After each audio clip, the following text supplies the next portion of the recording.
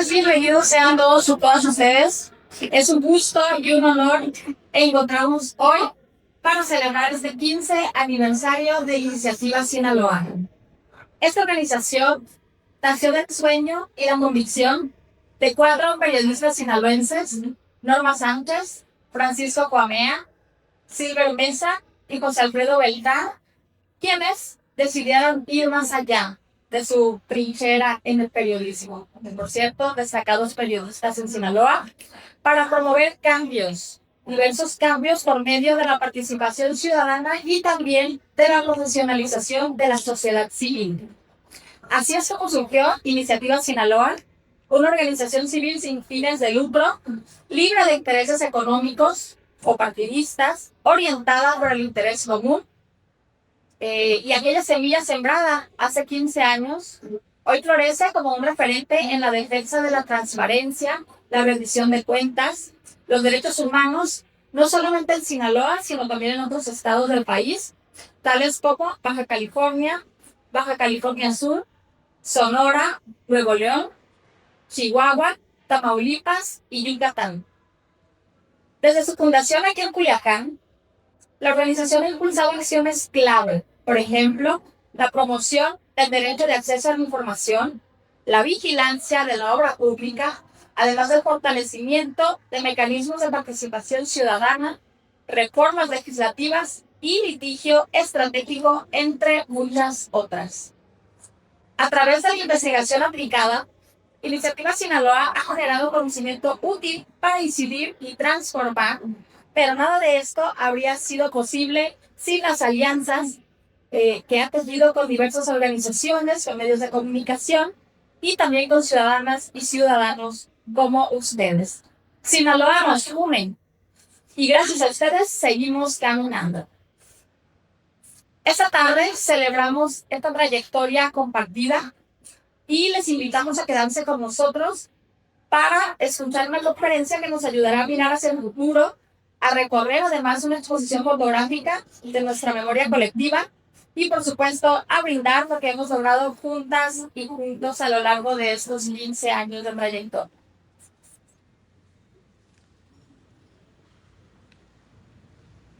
Pues bien, vamos ahora a la conferencia El futuro de la reforma judicial, a cargo del abogado político, por cierto, Luis Pérez de Hacha, a quien presento con una breve semblanza. Luis Pérez de Hacha es abogado por la Escuela Libre de Derecho y doctor en Derecho por la Universidad Nacional Autónoma de México. Es socio del despacho Pérez de Hacha e Ibarra de Rueda, especializado en litigio constitucional, administrativo y fiscal. Fue integrante del Comité de Participación Ciudadana del Sistema Nacional Anticorrupción de 2017 a 2019. Ha sido catedrático en múltiples instituciones de prestigio como la UNAM, el CIDE, el ITAM, la Universidad Iberoamericana y muchas más. Además, es articulista en medios nacionales e internacionales como The New York Times, El País, Reforma, Nexos y Animal Político, así como Forbes. Actualmente es rector de la plataforma IntelliJuris y socio fundador de la organización Justicia Justa. Recibamos, por favor, con un fuerte aplauso.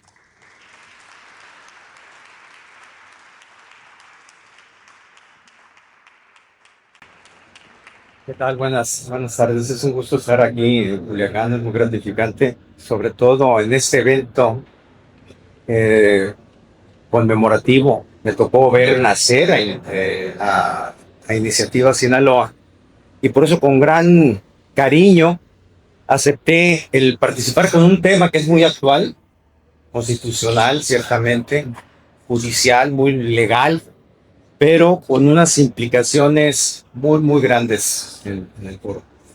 Pues a Silver, a Cuamea, a Beltrán y sobre todo a Norma, les agradezco la gentileza de haberme dado este foro abierto para tener esta charla con ustedes. El tema es muy vasto, muy vasto, porque la función del Estado, el gobierno del Estado, una de sus primordiales es garantizar seguridad jurídica. esa serenidad empieza desde la mediación por parte de los órganos del Estado, las relaciones particulares, el terreno, y en casos que tendrían que ser la excepción. Se tienen que vincular. Cuando hay conflictos se tienen que vincular ante los tribunales. Sin embargo, ya tenemos, es un problema mundial, ya tenemos unos 15 años en que gran parte de los temas de agenda empresarial y de las relaciones que tenemos con el Estado, entre los órganos mismos, la litigiosidad ha crecido exponencialmente, mucho. No era, yo empecé a litigar en 1980, no era nada de la teníamos del litigio comparado a lo que hoy existe, mucho menos con esta reforma constitucional que ya se implementa, entra en operación el 1 de septiembre. Para efectos de tratar de darle algún esquema a esto que es tan yo lo he dividido para efectos metodológicos, no voy a seguir ese orden necesariamente, en 4 grandes pilares. Uno es que arroja situación. Ojo, no quiero decir que debemos resignarnos y que no cabe pensar en que se tiene que dar una lucha contra lo que se hizo. Pero hoy ya es un hecho consumado la reforma constitucional. Sinaloa falta que le implemente, va a llevar las elecciones junto con otros 10 estados hasta el 2027. Ahora regresaré sobre esto. Y ya se asoció con otras reformas constitucionales.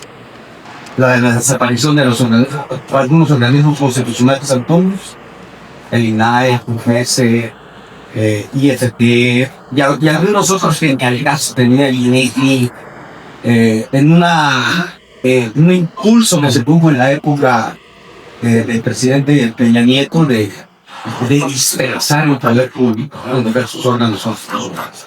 No juzgo lo que pasó entonces, no juzgo lo que pasó hoy, simplemente llegó al poder del partido, del movimiento, con un líder que estaban en contra de la reforma que había hecho Peña Nieto. Lo consecuente era contra se presentaron una contrarreforma para ayudar a gente. Podemos pensar que iba a gobernar, fue también estuvo de esa huelga, por eso llegó al canal. Eso por un lado. De las dos estamos. Segundo, los jueces estorban el poder político. Y con esto digo un tercer pilar. Esto ha sucedido, es decir, que los jueces estorban al poder político, ha sucedido múltiples veces en la historia. Está sucediendo en la actualidad y a nivel mundial. Ojo. Es decir, lo que sucedió en México, esta reforma constitucional, no es un hecho aislado. En este aspecto yo a lo que invito es a levantar la mirada para ver qué está sucediendo en otros países de origen gruesa. Y también en lo que ha sucedido históricamente, voy a darles unos datos, no solo de México, sino de otros países del mundo, incluso de Estados Unidos, en donde vamos a ver esta tónica de que los jueces estorban. Y el cuarto es exilio.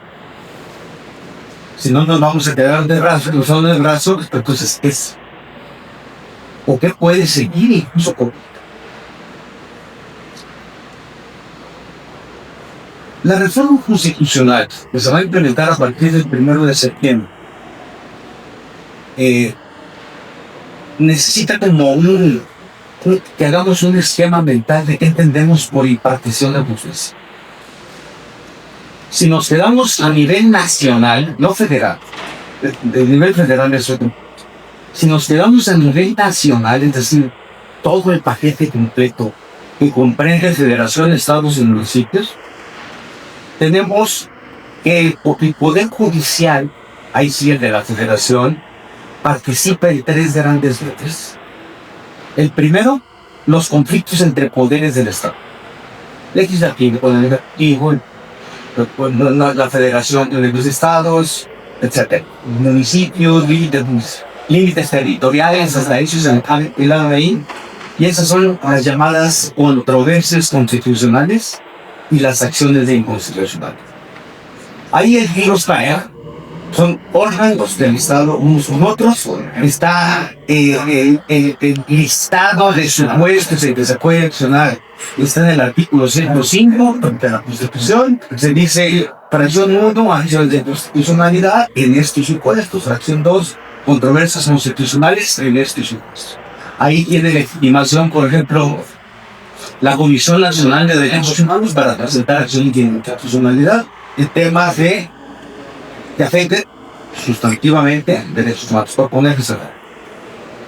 Segunda área de aproximación es la relación de los particulares frente de los gobernados frente al poder público. Y ahí es en donde surge el juicio de amparo. Entonces, esta posibilidad que tenemos los gobernados, los ciudadanos, contribuyentes, depende de la modalidad en que estemos, la situación particular en que estemos ubicados, implica que nos enfrentamos al Estado utilizando la vía ya centenaria. Esto tiene 140 años, sí, el juicio de amparo.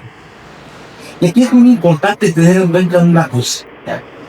El juicio de amparo, cuando se crea, se incorpora como un capítulo, perdón que me ponga un tema, del código de procedimientos. Ahí, juicio de amparo. Perfecto. Y ahí es donde empieza a tomar fuelle, empieza a avanzar. El juicio de amparo fue evolucionado con jurisprudencias emitidas por el Poder Judicial de la Federación. Y esto es bien importante. Si nosotros, no voy a establecer el cine de esa manera, pero fue más por una práctica judicial que se fue abriendo el juicio de amparo, que porque alguien se puso a aburrirse, ¿qué vamos a poner en el juicio de amparo? Y así es como se construyeron consejos de interés jurídico, la subvención, parte legitimada, personas perjudicados, actos reclamados, cuando se impugnan leyes. Por ejemplo, el amparo en materia fiscal contra leyes, durante 80 años, la Corte dijo no procede el juicio de amparo contra leyes de escamas. Porque eso se tiene que dejar una deferencia al Poder Legislativo. Y eso se remedia a través del voto popular. Fue hasta 1962 cuando la Suprema Corte aceptó el amparo en materia fiscal. Y de hecho, déjenme decirle unas cosas. Se quedó de manera consuetudinaria. ¿Qué quiero decir con eso? De jurisprudencia en 1960. Fue un criterio de la Suprema Corte en un caso de una persona física donde cambió el procede el proceso. Tercer bloque de actuaciones de los poderes judiciales, las relaciones entre los familias, los conflictos entre partes, materia civil, materia laboral, materia mercantil, todo ese tipo de materia familiar, divorcios, relaciones familiares de todo tipo, la parte sucesoria, testamentaria, que ahí sí se van a ir unos juzgados que son estándares, materia penal, unos juzgados no son competencias, son juzgados estatales, otros son juzgados federales, dependiendo de cómo se establece la competencia. Y para mí creo que es muy importante empezar a hacer esta investigación, porque hemos hablado de la reforma judicial, cuestionándola o apoyándola desde la polarización. Y entonces lo que logramos, y por eso es muy importante hablar de este porque ya no tiene caso seguir hablando hacia el pasado, hacia el presente. Hemos estado hablando a base de adjetivos, no de análisis. Y luego la otra que me parece muy delicada es que hemos estado descalificando en automático a todos aquellos que ocupan una posición en la política federal o en las entidades federativas, en las 21 entidades federativas donde hubo elección.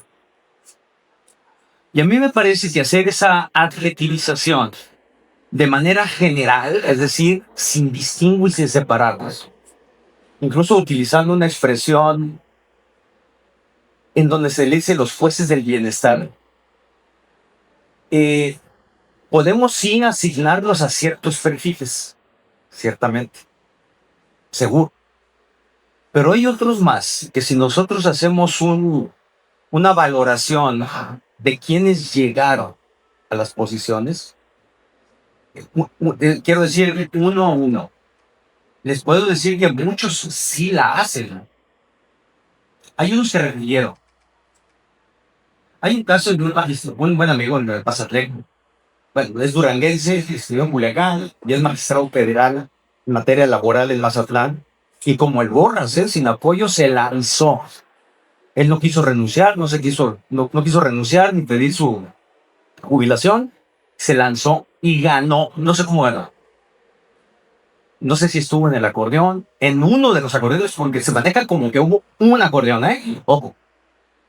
Si hubiera sido un acordeón, pues todos hubieran salido tablas, ¿no? Fueron varios acordeones defendiendo de las diversas fuerzas que se fueron moviendo. Por eso no quedaron los números así, tablas, ¿no? Para ahí. No sé si estuvo en un acordeón, pero el caso es que repitió. Yo puedo decir, ese es un excelente, extraordinario magistrado federal. Hubo jueces, ¿qué pasó en este fenómeno? Que se liberaron 880 plazas más o menos en el Poder Judicial Federal de los estados. Más o menos se liberaron. No, 880 plazas a nivel federal se liberaron. Y los que eran los funcionarios judiciales, es decir, los secretarios, se lanzaron. Tienen trayectoria, tienen carrera, tienen experiencia, tienen conocimientos y ganaron. Entonces, cuando yo digo, y es gente valiosa, auténticamente valiosa, que tiene 10, 15, 20 años trabajando ahí. Entonces, cuando a mí me dicen, oye, los jueces del bienestar van a ser unos corruptos, unos vendidos, yo lo que sí les digo, oigan, vamos a ponerles un signo de interrogación y vamos haciendo la evaluación ex post, en función de cómo se han desempeñado y cómo van. Caso distinto, eso es en los juicios de la tercera categoría, entre particulares. Caso distinto, muy distinto, es en los jueces de amparo, y dependiendo de qué materia. Y en qué zona del país.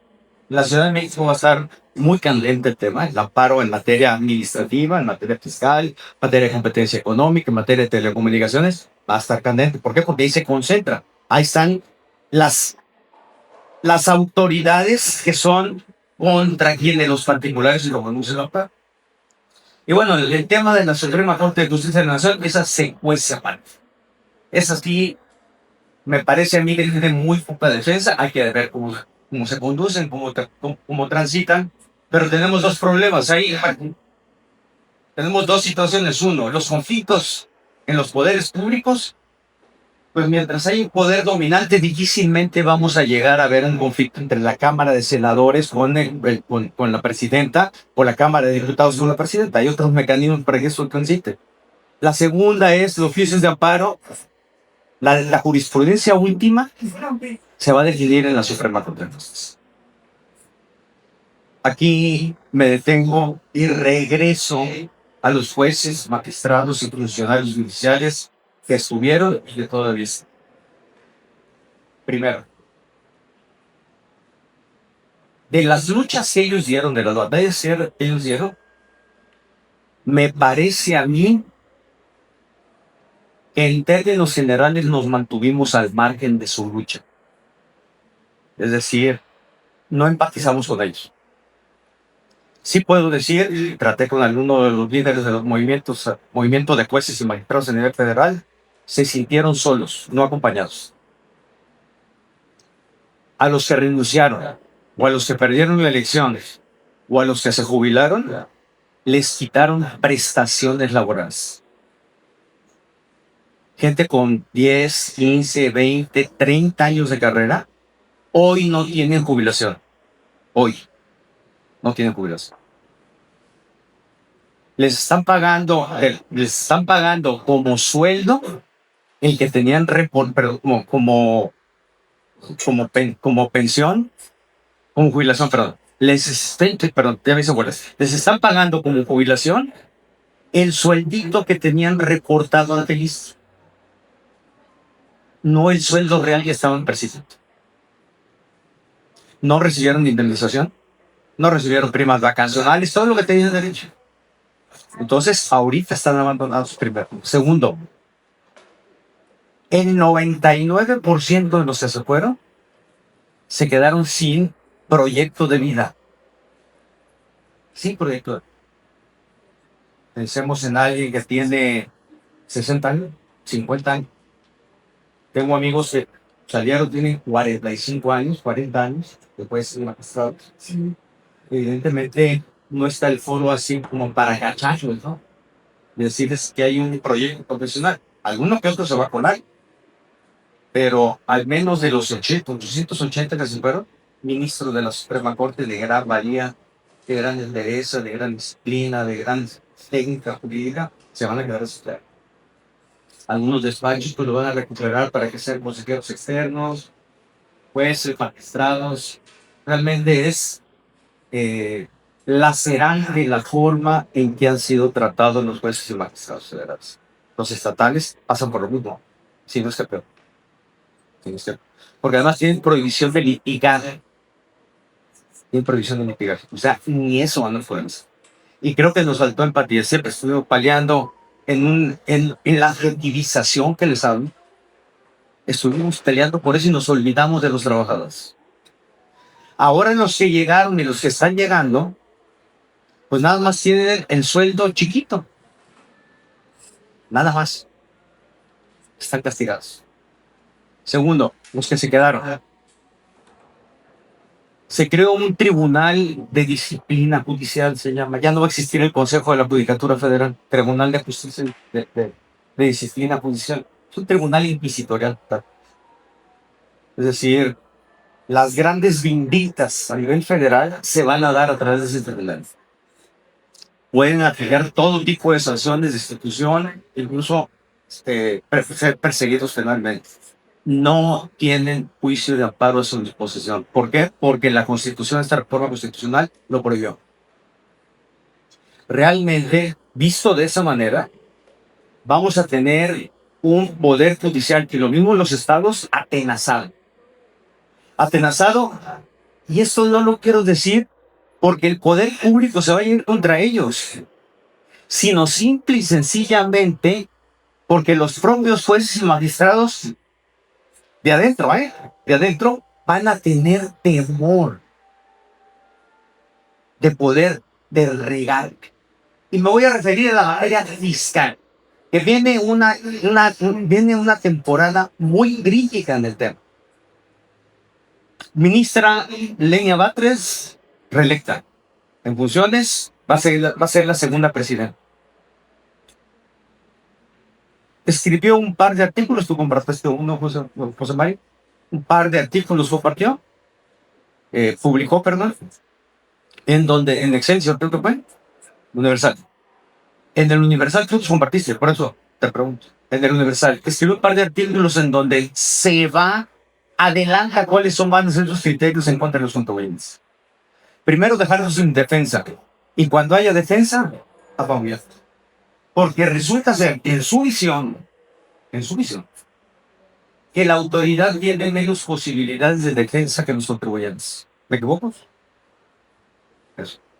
Y segundo, en palabras más elegantes, más elaboradas, el Poder Judicial de la Federación, en particular la Suprema Corte de Justicia, no va a ser palero de los contribuyentes. Punto. Ayer, quien va a ser el ministro presidente, Hugo, no me acuerdo su apellido, hizo declaraciones a un periodista en donde dice que la Suprema Corte de Justicia de la Nación está para proteger la hacienda pública y por lo tanto se va a ir con todo, no le va a dar la razón a los contribuyentes abusados. ¿Qué estoy diciendo con esto? Está marcando ya toda la tónica con la que tienen que actuar los funcionarios judiciales, los magistrados. Clarísimo está. No es que el Tribunal de Disciplina Judicial vaya a actuar, no se necesita. Ya están advertidos todos los jueces magistrados federales de cómo viene el tiro. Y tercero, hoy la presidenta Claudia Sheinbaum declaró que el Tribunal Federal de Justicia Administrativa tiene los mismos vicios estructurales que tenía la Suprema Corte de Justicia de la Nación y por lo tanto se tiene que hacer una reforma estructural. Entiéndase. Bueno.